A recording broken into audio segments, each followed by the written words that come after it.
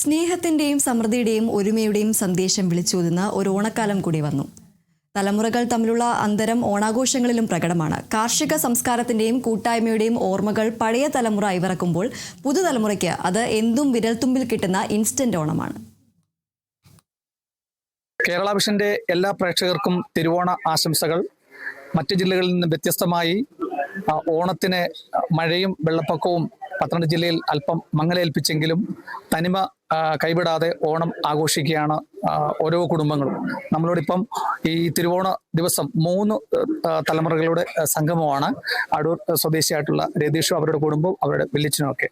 അച്ഛാ, എങ്ങനെയാണ് ഓണത്തെക്കുറിച്ച് ഓർമ്മകൾ വരുന്നത്? തിരുവോണത്തെക്കുറിച്ചൊക്കെ ഇപ്പോഴത്തെ ഓണം വലിയൊരാഘോഷമായിട്ട് ഞങ്ങളാരും കണക്ക് കൂട്ടാൻ നോക്കത്തില്ല.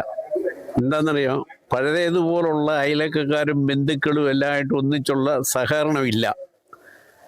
അയലക്കത്തുള്ളവരെ ഇപ്പം തങ്ങൾ അറിയില്ല. തീർച്ചയായിട്ടും പഴയ കാലത്തെന്ന് പറയുന്നത് അവരവരുടെ വീട്ടുകളിൽ ജോലിക്ക് വരുന്ന ആൾക്കാർക്ക് വല്ലതുമൊക്കെ ഓണത്തിന് വല്ലതും കൊടുക്കുകയും അതൊക്കെ പിന്നെ അവർക്ക് വിറ്റുകൂലിയൊക്കെ എടുത്ത് അവർക്ക് കൂടെ ഓണത്തിന് പങ്കു കൊടുക്കുകയൊക്കെ ചെയ്യുക എന്ന് പറഞ്ഞാൽ അതൊരു ഉത്സാഹവും സന്തോഷവുമായിരുന്നു. രണ്ടാമത്തെ കാര്യം എന്ന് പറഞ്ഞാൽ ഇന്നെല്ലാം കാശിന്റെ പുറത്തുള്ള ഓണമാണ്. തീർച്ചയായിട്ടും പണ്ടതല്ല, കഠിനാധ്വാനത്തിൽ നിന്നുള്ള ഓണം അത്രയും സ്നേഹം വരത്തില്ല ഇന്ന്. ഓക്കെ, അപ്പൊ ഇത് നമ്മുടെയൊക്കെ പറഞ്ഞു കേട്ടുള്ള ഓർമ്മയാണ്. പാടത്തൊക്കെ അത് കൃഷിയൊക്കെ ഇറക്കി ആ നെല്ല് കൊണ്ടുവന്ന് അത് ചെയ്യുന്ന ആൾക്കാർ അത് വിത്താക്കി അത് പാറ്റി അങ്ങനെ ഓണവും വിഭവ സമൃദ്ധി. അപ്പൊ അമ്മമാരും അങ്ങനെ അതുപോലൊരു സന്തോഷം ഇന്നില്ല. മറ്റേ അയ്യത്തുനിന്ന് പിന്നെ കുറെ നാളികേരം അടത്തിയാൽ ജോലിക്കാർക്കും 30 കൊടുത്ത് വിത്തുലിയൊക്കെയെല്ലാം ഏത്തക്കൊലയും കൊടുത്ത് വല്ല അവർക്ക് മുണ്ടും തുണിയും ഒക്കെ വാങ്ങിച്ചു കൊടുക്കുമ്പോ അതൊരു വീടുകാരന് സന്തോഷമോ. ഓണത്തെക്കുറിച്ചുള്ള എന്തെങ്കിലും പാട്ടുകളോ അന്നത്തെ അത് പിന്നെ കൊള്ളാം, പന്ത് കളി, കിളിത്തട്ട് കളി, കുട്ടിയും കോലും കളി, അതൊക്കെ അല്ലയോ ഞങ്ങളുടെ കൊച്ചുനാളില്. ഇപ്പൊ പിന്നെ അങ്ങനൊന്നും ഇല്ലല്ലോ, എല്ലാം മൊബൈലിൽ അങ്ങ് ചുരുങ്ങിയില്ലേ. ഇടയ്ക്ക് TV ആയിരുന്നു, അന്നേരം പിള്ളേർ പകുതി ജീവൻ നഷ്ടപ്പെട്ടു. ഇന്ന് ഫോണും കൊണ്ട് 90% ജീവിതം നഷ്ടപ്പെട്ടു. കാരണം പിള്ളേർ ബന്ധുക്കളെ അറിയില്ല. അതിലേക്കത്ത് ബന്ധുക്കൾ ആരെങ്കിലും കല്യാണം പറയാൻ വന്നാൽ ഇവൻ ഫോണും കൊണ്ട് കുത്തിയിരിക്കും. ജനലിൽ കൂടെ അങ്ങിട്ടേക്കാൻ പറയും കുറി. വീട്ടിൽ തൂത്ത് വിളിക്കാൻ വരുന്നവർ വന്ന് വീട് തൂത്ത് തളിക്കുമ്പോഴായിരിക്കും ഇല്ല കല്യാണക്കുറി കിടക്കുന്ന കാണുന്നത്. അന്നേരം വീട്ടുകാരറിയില്ല ഇങ്ങനെ കല്യാണം വന്ന് പറഞ്ഞതായിട്ട് പോകത്തുമില്ല. ബന്ധം അവിടെ വെച്ചങ്ങ് തെറ്റി. അങ്ങനെയാണ് ഇന്ന് ബന്ധകാലത്ത് പറഞ്ഞല്ല. രണ്ടാമത്തെ കാര്യം സ്ത്രീകൾക്ക് ഇന്നത്തെ സ്ത്രീകളുടെ ഗുളിക വാങ്ങിക്കാനായിട്ടാണ് പുരുഷനെ തിരഞ്ഞെടുക്കുന്നത്. കാരണം ജോലി ചെയ്യില്ല. പണ്ടൊക്കെ എന്ന് പറഞ്ഞാൽ നെല്ലുകുത്ത്, മിറ്റം തൂപ്പ്, പിന്നെ ഈ വെള്ളം കോരല്, കല്ലേക്ക് വലിച്ച് അരയ്ക്കുക, തുണിയലക്ക്, ഇത് 5 സ്ത്രീക്ക് നല്ല ആരോഗ്യവും രോഗവും വരികയില്ല. ഇന്നതല്ല. ഇന്ന് കല്യാണം കഴിച്ചാൽ പിറ്റേന്ന് തൊട്ട് ഗുളിക വാങ്ങിക്കാനാ ഭർത്താവിന്റെ ജോലി. അല്ല വേറെ അത്രയും വ്യത്യാസമുണ്ട്. പുതിയ തലമുറ എങ്ങനെയാ രതീഷെ കാണുന്നത്? കണ്ടോ ഇപ്പൊ തന്നെ? അതെ, തീർച്ചയായിട്ടും നമ്മൾ ഈ വർഷത്തെ ഓണാഘോഷം ഇവിടെ എത്തിച്ചേർന്ന എല്ലാവരോടുള്ള നന്ദി അറിയിക്കുന്നു.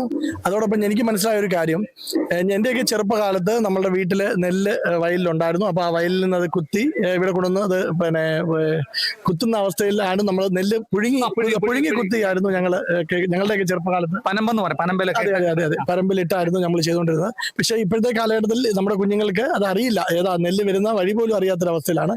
പക്ഷേ എങ്കിലും നമ്മൾ ഈ കാലഘട്ടത്തിൽ ഓണം നന്നായി ആഘോഷിക്കാൻ ശ്രമിക്കുന്നു, വളരെ സന്തോഷത്തോടെ ആഘോഷിക്കാൻ ശ്രമിക്കുന്നു. ഈ കാലത്തെ ഓണത്തിൽ നമ്മുടെ കുഞ്ഞുങ്ങളുടെ ഓണമാണ് ഏറ്റവും കൂടുതൽ. കുഞ്ഞുങ്ങളുടെയും നമ്മുടെ സ്ഥാപനത്തിന്റെ ഓണമാണ്.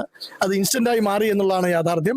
അല്ല രതീഷ്, ആ കാലഘട്ടത്തിലെ നമ്മുടെ ബന്ധു വീട്ടുകളിൽ നിന്നും അമ്മാവന്മാരും എല്ലാവരും വരിക, അത്തം കഴിഞ്ഞാൽ പിന്നെ ഓരോ ബന്ധു വീടുകളിൽ പോവുക, അങ്ങനെയൊക്കെയുള്ള ഓർമ്മകളൊക്കെ ഉണ്ട്. തീർച്ചയായിട്ടും ഞങ്ങളുടെയൊക്കെ ചെറുപ്പകാലത്ത് നമ്മുടെ ആദ്യത്തെ ദിവസം ഇപ്പൊ തിരുവോണം നമ്മുടെ വീട്ടിലാണെങ്കിൽ പിറ്റേ ദിവസം അമ്മയുടെ വീട്ടിലേക്കുള്ള യാത്രയുണ്ടായിരുന്നു.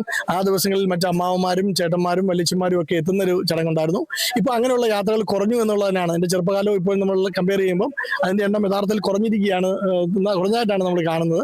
അല്ല, അന്നത്തെ കാലഘട്ടത്തിൽ സിനിമ കാണുന്ന ഒരു അപൂർവ ഭാഗ്യമാണ്. ഇവരാരെങ്കിലും കൊണ്ടുപോകണമല്ലോ. അതെ, അന്നത്തെ കാലത്ത് ഈ തിരുവോണം ഊണിന് ശേഷം ഉച്ച കഴിഞ്ഞൊരു സിനിമയ്ക്ക് പോകുന്ന ഒരു ഏറ്റവും വലിയൊരു പ്രോഗ്രാം ആയിരുന്നു അന്നത്തെ. ഇന്നത്തെ കാലത്ത് കുട്ടികൾക്ക് പിന്നെ മൊബൈലിലൂടെ ഓൺലൈനിൽ ബുക്ക് ചെയ്യുന്നു. അന്നത്തെ സിനിമാ തിയേറ്ററിന്റെ മുന്നിൽ അടൂര് ഞാൻ ഓർക്കുന്നു, അന്നത്തെ സ്മിത തിയേറ്ററിലൊക്കെയുള്ള വല്യേട്ടൻ പോലുള്ള പിക്ചർ കാണാൻ ഏറ്റവും ഫ്രണ്ടിലത്തെ സീറ്റിൽ പോയിരുന്ന് ബെഞ്ചിൽ പോയിരുന്ന സിനിമ കണ്ടിട്ടുള്ള ഒരു ഓർമ്മ എനിക്ക് ഇപ്പോഴും ഇപ്പോഴും എൻ്റെ മനസ്സിലുണ്ട്. ഇപ്പോഴത്തെ കുഞ്ഞുങ്ങൾക്ക് ആ ഒരു ഓർമ്മയിലേക്ക് എത്തിയിട്ടുണ്ടോ എന്ന് സംശയം. അവരെല്ലാം ഓൺലൈനിൽ ബുക്ക് ചെയ്തിട്ടാണ് ഓണത്തിന്റെ ആഘോഷങ്ങളിലേക്ക് പങ്കെടുക്കുന്നത് എന്നുള്ളതാണ് സത്യം. ഇത് മക്കളായി രണ്ടുപേരല്ലേ? എങ്ങനെയാണ് രണ്ട് ഓണത്തെ കുറിച്ചൊക്കെ നിങ്ങളുടെ സ്കൂളിലൊക്കെ എന്തായിരുന്നു ഓണം? നല്ലായിരുന്നു, നല്ല ആഘോഷവും നല്ല കളർഫുൾ ആയിരുന്നു.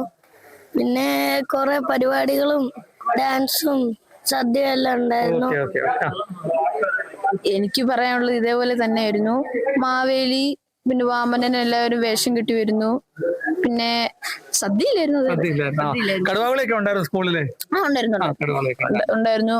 പിന്നെ ഓരോ പ്രോഗ്രാംസ്, കൾച്ചറൽ പ്രോഗ്രാംസ്, അങ്ങനെ കുറെ പരിപാടികൾ. എന്റെ കൊച്ചുനാളിലൊക്കെ അച്ഛന്റെ കുടുംബത്തായിരുന്നു ഓണമൊക്കെ. എല്ലാരും അവിടെ വരുമായിരുന്നു. അച്ഛനും ചേട്ടന്മാരും അനിയനും, അച്ഛന്റെ അനിയന്മാരും ചേട്ടനും എല്ലാരും കുടുംബത്ത് എല്ലാരും ഒരുമിച്ച് കൂടിയിട്ട് പിന്നെ അമ്മ വീട്ടിലേക്കും പിന്നെ എല്ലാ മറ്റു ബന്ധുക്കളുടെ വീട്ടിലേക്ക് പോകും. ഓരോ ദിവസം ഓരോ വീടുകളിലൊക്കെ കഴിച്ചു കൂട്ടി പിന്നെ നമ്മളെ വീട്ടിലോട്ട് തിരിച്ചു വരും. ശരിയാ. അങ്ങനെ 3 തലമുറകളുടെ സംഗമമാണ് ഈ തിരുവോണ ദിവസം നമ്മളോട് അനുഭവങ്ങളൊക്കെ പങ്കുവച്ചത്. ഇത് പെരുംകാലങ്ങളിലേക്ക് ഇത് മൺമറഞ്ഞു പോകാതെ ആ സമൃദ്ധമായ ആ ഓർമ്മകളെ കൈകോർത്തുകൊണ്ട് നമുക്ക് മുന്നോട്ട് പോകാം. വീണ്ടും എല്ലാവർക്കും ഒരിക്കൽ കൂടി തിരുവോണാശംസകൾ നേർന്നുകൊണ്ട് കേരള വിഷൻ ന്യൂസിന് വേണ്ടി ക്യാമറാമാൻ പ്രദീപ് അങ്ങാടിക്കൊപ്പം പ്രസാദം ജെ, പത്തനംതിട്ട. നിങ്ങളുടെ പഴയ സ്വർണത്തിന് ഏറ്റവും കൂടിയ വില അല്ലേ? അതെ. 22 വർഷത്തെ പാരമ്പര്യമുള്ള 50-ലേറെ ബ്രാഞ്ചുകളുള്ള നിങ്ങളുടെ സ്വന്തം അച്ചായൻസ് ഗോൾഡ്.